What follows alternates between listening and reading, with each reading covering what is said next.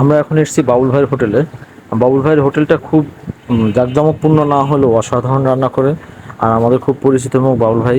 কিন্তু আপনারা আসবেন বাবুল ভাই হোটেলে। এখন তো হচ্ছে যে পশু হসপিটালের সামনেই বাবুল ভাই হোটেলটা হাতের ডান পাশে। এখানে কয়েকবার ওনার হোটেল চেঞ্জ করছে, আসলে সেই বিষয়টা আসলে আপনাদের জানানো উচিত, কারণ সরকারি জায়গায় খালের পাশে ওনার হোটেলটা ছিল। এখন যাই হোক মালিকানা জায়গায় নিয়েছে, এই যে হোটেলটা আপনারা দেখুন। আর হোটেলের ভিউটাও সুন্দর হয়েছে।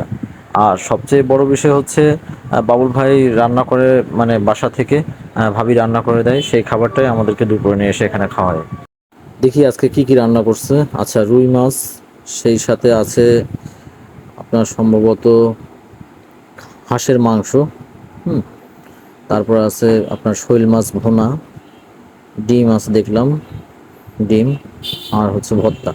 আর শৈল মাছটা অসাধারণ হয় আমি জানি, কারণ আগে পরেও আমি অনেকবার খেয়েছি। আর হাঁসের গোস্ত পরিমাণ আজকে অল্প যদিও, তবে হাঁসের কিলোমিটার পর আমি আপনার খাইছি নিজের নতুন রেখে আরে ব্রিজের সাথে হাতে বাই নিচে দামে তো ভাবি রান্না করে দামে ভাবি রান্না করে এই যে দেখেন দয়াশীল মানুষ দিতেছে, হ্যাঁ, কোনো হিসাব নিকাশ নাই, ইচ্ছা মতন দেয়। মানে ভাত এক জায়গায়, মানে অন্য হোটেলে 2 প্লেট আর এখানে 1 প্লেট সমান। আচ্ছা, আর যে তরকারি দিছে মানে শৈল মাছ, এমন হয় 3 বাটি হয়তো অন্য হোটেলে, এটুকু মোটামুটি আমি শিওর।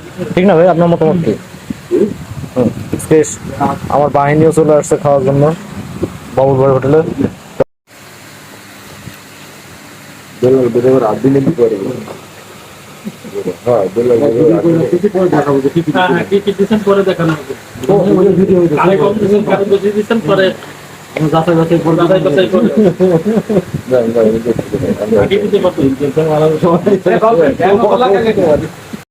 ভাই জিমে ভর্তি হয়েছে, 2 দিন জিম করছি, 2 দিন জিম করে এখানে খাইতে আসছি। 2 দিন জিমে যা কষ্ট হয়েছে, একবেলা খাইছি, সব ক্লিয়ার। যাই হোক, আমরা এখানে পেট চুক্তি খাওয়া দাওয়া করলাম, আলহামদুলিল্লাহ, শুক্রিয়া। আমরা আসলে বাউল ভাই রান্না তো বাসার রান্না, অসাধারণ হয়। আপনারা আসবেন, খাবেন।